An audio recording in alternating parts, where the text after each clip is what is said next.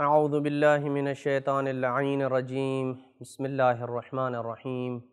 وصلی اللہ علی محمد وآل بیتہ الطیبین الطاہرین المعصومین۔ المعارف العلویہ short course کا درس نمبر 17 لے کے آپ کی خدمت میں حاضر ہوں۔ گزشتہ درس میں ہم نے یہ بیان کیا تھا کہ غیبت صغریٰ میں نواب اربعہ کے علاوہ بھی کچھ ایسی شخصیات اور کچھ ایسے افراد تھے کہ جنہیں امام علیہ السلام کی زیارت کا شرف حاصل ہوا۔ ہم اس ضمن میں دو نقطوں کو بیان کریں گے کہ ایک تو ان افراد کے نام کیا ہیں کہ جنہیں امام علیہ السلام کے ساتھ شرف ملاقات ہوا، اور یہ ملاقات جو امام علیہ السلام کی ان کے ساتھ ہوئی، ان ملاقاتوں میں امام علیہ السلام کیا ثابت کرنا چاہتے تھے، امام علیہ السلام کا کیا ہدف تھا ان ملاقاتوں کے ذریعے۔ اس لیے کہ جب بھی آپ کسی شخصیت کے ساتھ ملتے ہیں تو صحیح آپ کی طرف سے یہ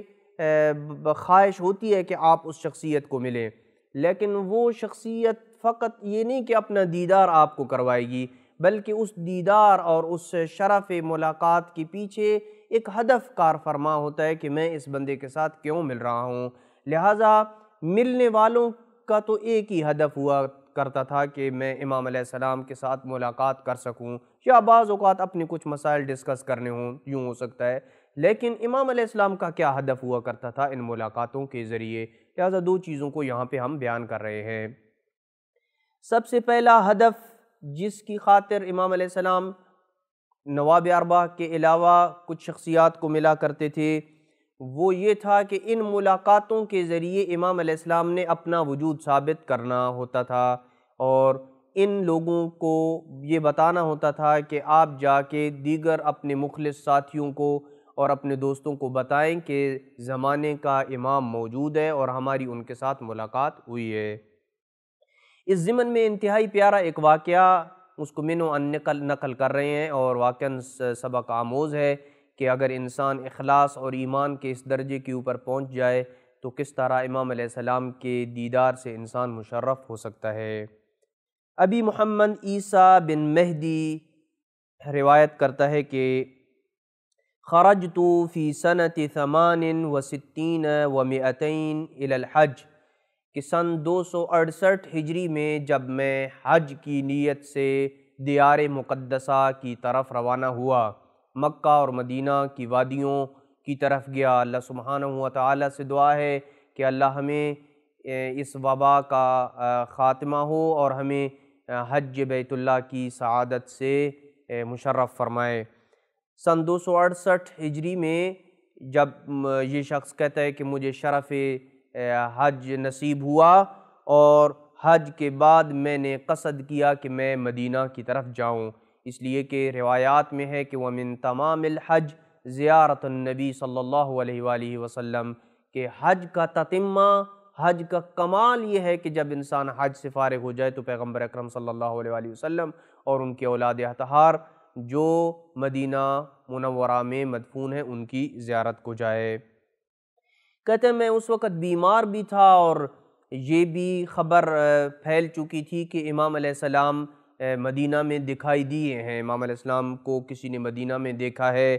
اور میں نکلا مکہ سے۔ وقد خرجنا من فید، فید مکہ کے قریب ایک جگہ کا نام ہے، یہ کہتا ہے کہ میں وہاں سے نکلا۔ فتعلقت نفسی بشہوت السمک والتمر، میں اگرچہ بیمار تھا لیکن میرے دل میں مچھلی اور کھجور کھانے کی جو طلب تھی وہ باقی رہ گئی کہ میں کاش مچھلی اور کھجور جو ہے وہ کھا سکتا۔ جب میں مدینہ میں پہنچا اور اپنے دوستوں کے ساتھ میں نے وہاں پہ ملاقات کی، بشرونی بظہورہ علیہ السلام بصابرہ، تو مجھے میرے دوستوں نے یہ خوشخبری دی کہ ایک جگہ ہے جس کا نام صابر ہے، جو مرو ایران کی ایک شہر ہے، اس طرف یہ رستہ جاتا ہے، وہاں پہ امام علیہ السلام کو دیکھا گیا ہے۔ بشارت مجھے دی کہ امام علیہ السلام کے وجود کو وہاں پہ کسی مومن نے دیکھا ہے، یا کیسے ان تک خبر ملی اللہ کی ذات بہتر جانتی ہے۔ المہم اس کے دوستوں نے اسے خبر دی کہ فلاں جگہ پہ امام علیہ السلام کو دیکھا گیا ہے اور لوگوں کو زیارت ہوئی ہے امام علیہ السلام کی۔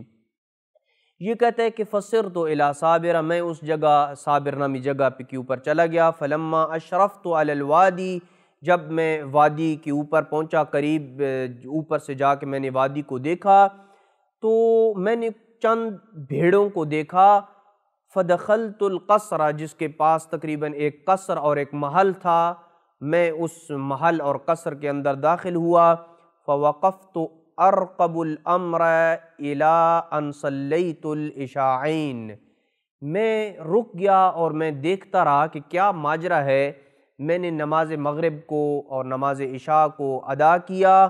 وَأَنَا أَدْعُو وَأَتَضَرَّعُ وَأَسْأَلُ، میں دعاؤ گریہ و زاری اور بکا میں مشغول تھا، گریہ کر رہا تھا کہ اللہ سبحانہ وتعالی مجھے اپنی حجت کے دیدار سے مشرف کر سکے۔ اسی اثناء میں فَإِذَا أَنَا بِبَدْرٍ الْخَادِمِ يَصِيحُ بِي، کہ ایک خادم ہے کہ جو مجھے بلند آواز کے ساتھ پکار رہا ہے اور کہہ رہا ہے، یا عیسیٰ ابن مہدی الجوہری ادخل، اے عیسیٰ ابن مہدی الجوہری، قصر کے اندر، محل کے اندر انٹر ہو جاؤ اور داخل ہو جاؤ۔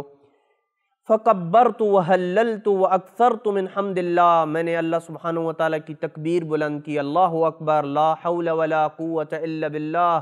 لا الہ الا اللہ، اور حمد خدا کو زیادہ سے زیادہ بجا لایا، اللہ کی مدح و ثنا کی کہ جس نے یہ مجھے توفیق دی کہ میں قصر اور محل کے اندر داخلی کی مجھے اجازت ملی۔ فلما صرت فی صحن القصر، جب میں اس قصر کے صحن میں جا کے پہنچا، رأیت مائدۃ منصوبۃ، میں نے دیکھا کہ ایک دسترخوان بچھا ہوا ہے، فمر بی الخادم الیہا، وہ خادم جو تھا وہ میرے ہاتھ کو پکڑ کے مجھے اس دسترخوان کے اوپر لے کے آیا، فاجلسنی علیہا، اور اس دسترخوان کے اوپر مجھے بٹھایا اور مجھے کہا کہ مولاک یأمرک ان تأکل ما اشتہیت فی علتک وانت خارج من فید، اے عیسیٰ تمہارے دل میں یہ خواہش پیدا ہوئی تھی جب تم مکہ سے نکل رہا تھا کہ تم مچھلی اور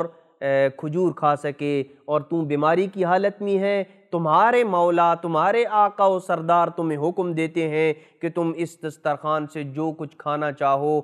کھا سکتے ہو۔ فقلت حسبی بہذا برہانا، کہ میرے برہان اور میرے دلیل کے لیے تو اتنا ہی کافی ہے کہ میں جس ہستی کے ساتھ مل رہا ہوں یہ ہستی امام وقت ہی ہو سکتی ہے، چونکہ یہ خواہش تو میرے دل کے اندر تھی، اللہ جانتا ہے اور میں جانتا ہوں، کسی اور کو یہ اس بات کا علم ہی نہیں تھا۔ یہ کیسے میرے آقا کو پتہ چل گیا، یہ کیسے اس ہستی کو پتہ چل گیا، یہی میرے آقا اور سید و سردار ہو سکتے ہیں۔ کا فرمایا یہ میرے دلیل کے لیے کافی ہے کہ جس ہستی کے ساتھ میری ملاقات ہو رہی ہے وہ امام مہدی ہی ہو سکتے ہیں۔ فَكَيْفَ آكُلُ وَلَمْ أَرَ سَيِّدِي وَمَوْلَايَ، یہ کہتا ہے کہ میں کیسے کھانا کھا سکتا ہوں، میں تو اپنے آقا اور سید و سردار کی زیارت کے لیے آیا ہوں، میں کھانا کھانا تھوڑا آیا ہوں، میں تو چاہتا ہوں کہ میں اپنے آقا کی زیارت کروں۔ فصاح، ایک آواز آئی، یا عیسیٰ کل من طعامک فإنک ترانی، جو کھانا تیرے سامنے رکھا ہوا ہے اس کھانے سے تناول کرو، کھاؤ، اور بے شک تو مجھے دیکھے گا اور تیری آنکھیں ہمارے نور سے منور ہوں گی۔ فجلست علی المائدہ، میں دسترخوان پہ بیٹھ گیا، فنظرت، میں نے دیکھا، فاذا علیہا سمک حار یفور وتمر الی جانبہ، میں نے دیکھا کہ مچھلی، گرم گرم مچھلی ہے اور اس کے پاس ساتھ میں اطراف میں اس کی کھجوریں بھی پڑی ہوئی ہیں، اور ان کھجوروں کے پاس جو ہے وہ لسی اور دہی بھی پڑی ہوئی ہے۔ فقلت فی نفسی، میں نے کہا کہ علیل وسمک وتمر ولبن، بیمار بھی بندہ ہو، وہ مچھلی، کھجور اور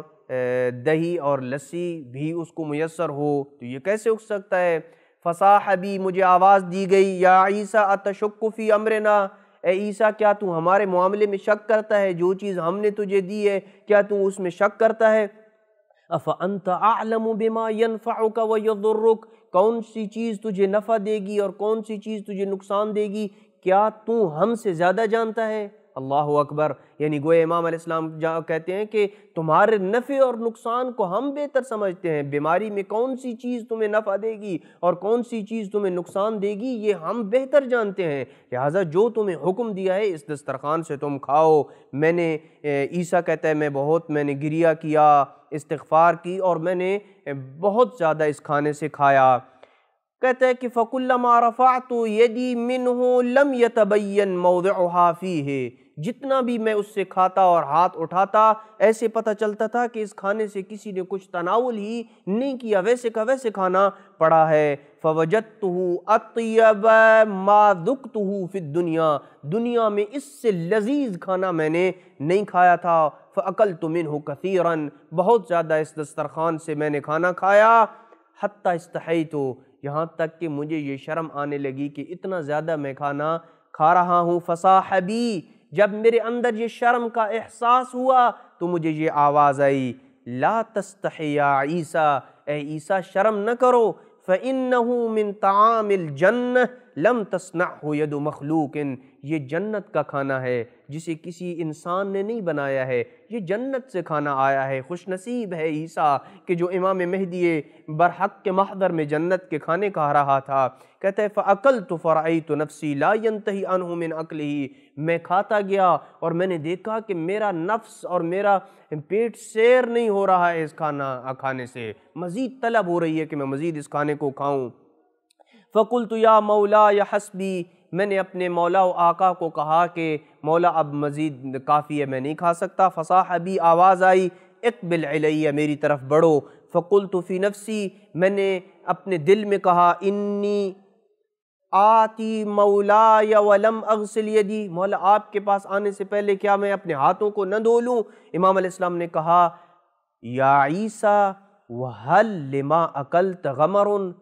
کیا جو کھانا تو نے کھایا ہے اس کھانے کی چکناہٹ کی کوئی تمہیں بو محسوس ہو رہی ہے، کوئی سمیل کھانے کی تمہیں آ رہی ہے کہ تم اس کھانے کے بعد اپنے ہاتھوں کو دھونا چاہتے ہو؟